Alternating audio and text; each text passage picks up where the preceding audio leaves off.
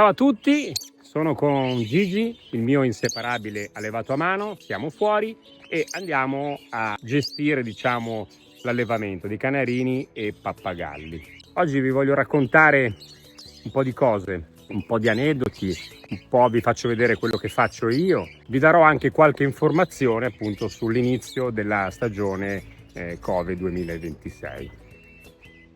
Gigi è qui con me, è tranquillo. Questa non è fortuna, ma è tutta gestione.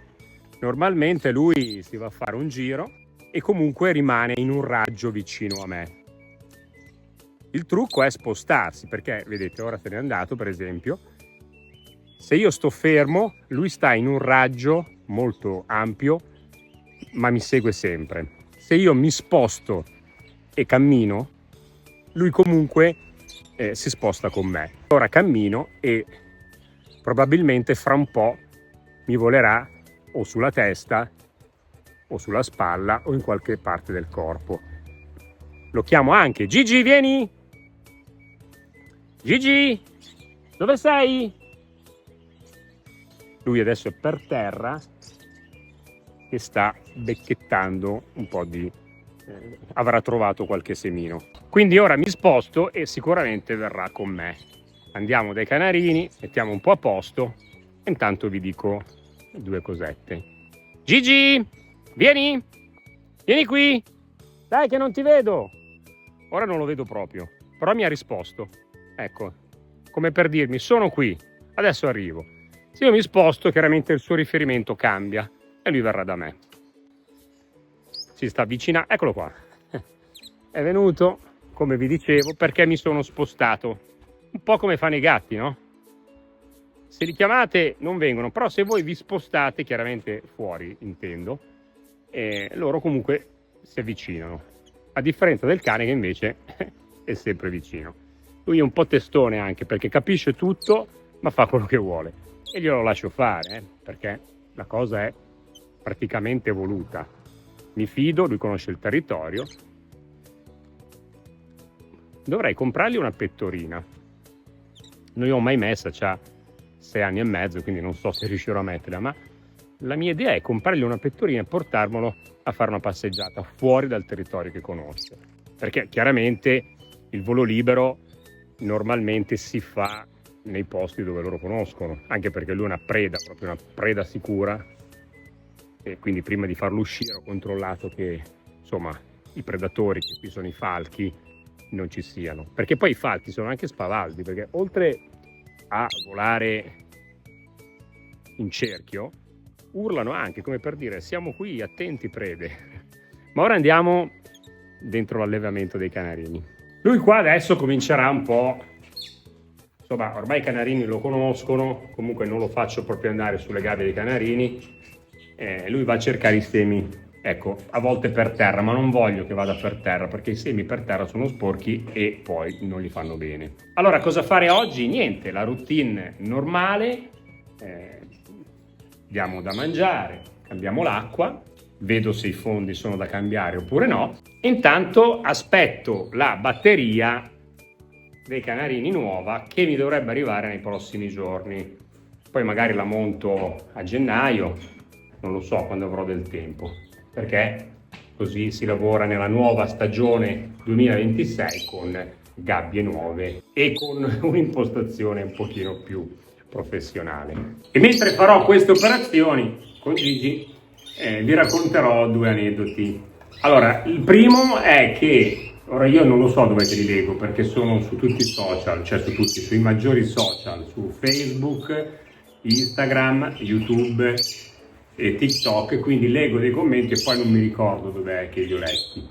Però c'era un commento che mi diceva, era in relazione a quel post dove tanti mi dicono di lasciarli liberi, che insomma tutti quei discorsi lì, mi diceva ma meglio un giorno da leoni, no, che tutta la vita in prigione. Allora, quindi tanto non voglio tornare sul tema, non è così, ma io gli volevo rispondere, forse volevi dire meglio un paio d'ore da gazzella, è questo, perché sono prede che non sono abituati a stare fuori.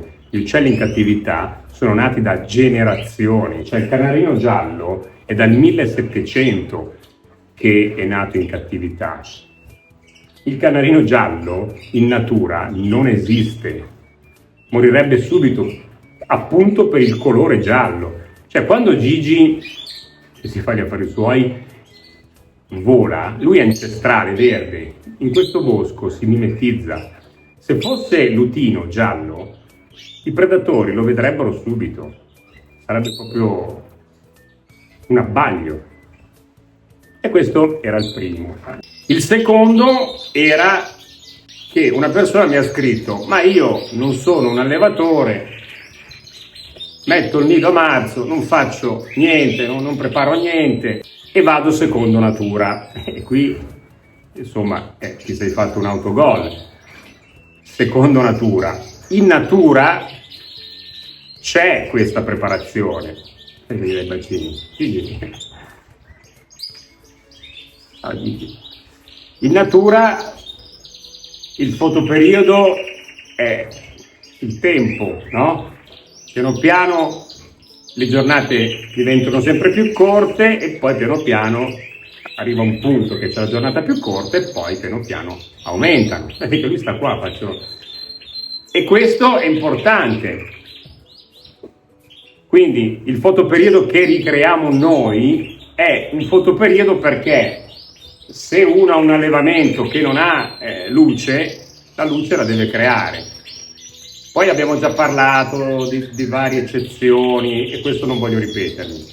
L'alimentazione è importante perché la natura fornisce gli alimenti giusti in base alla stagione.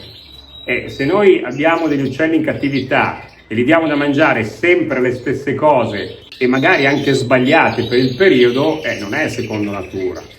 Stai sbagliando, quindi la preparazione non è altro che simulare a livello di alimentazione e di luce quello che succede in natura. Diglielo Gigi, perché magari se glielo dici tu capiscono. Io faccio tanti video e non riesco a farmi capire, non da tutti, perché tanti mi capiscono, tanti mi mandano tanti messaggi dove effettivamente stanno imparando, però tanti o non capiscono e allora pazienza, devo dire che oppure fanno finta di non capire.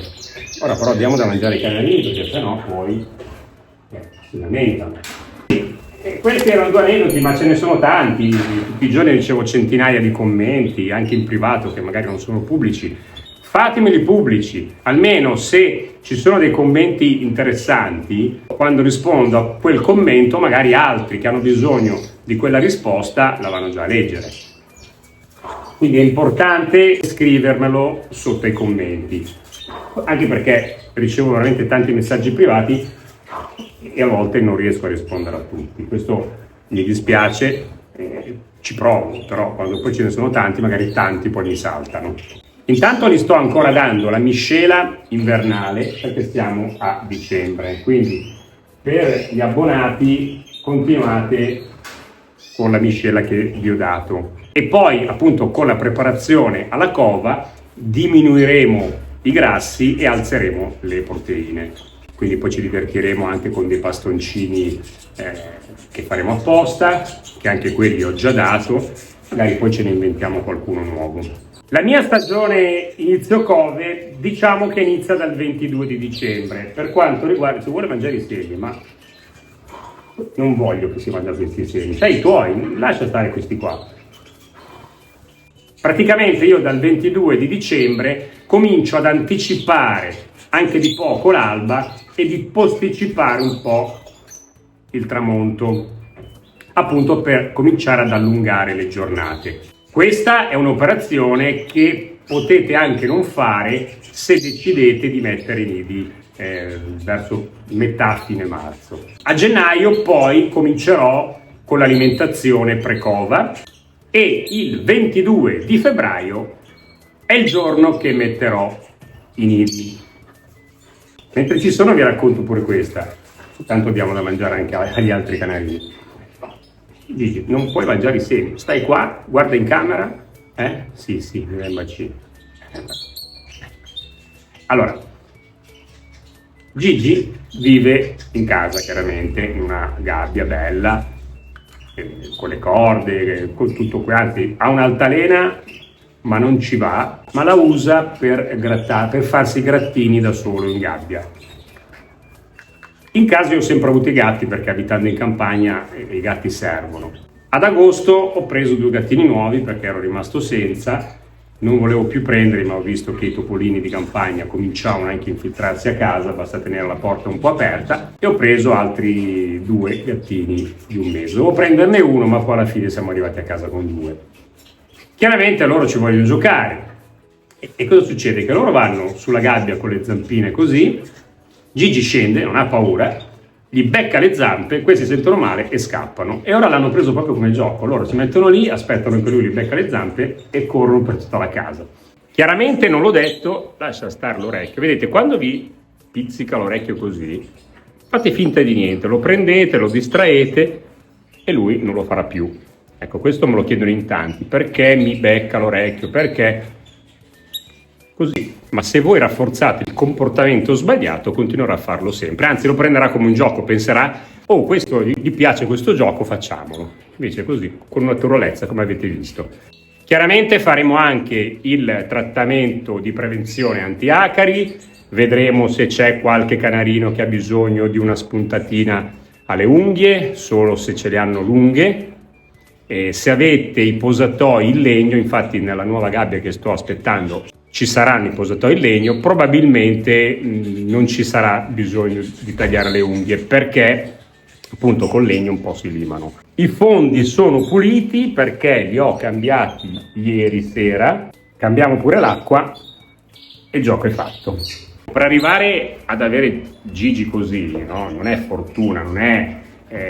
insomma, c'è un lavoro dietro, tanta calma, tanta comprensione e tanto studio del linguaggio del corpo. Quello che cerco di insegnare, quello che cerco di trasmettere, ma il problema è che non è facile capirlo, lo so, ma piano piano credo che lo capirete tutti.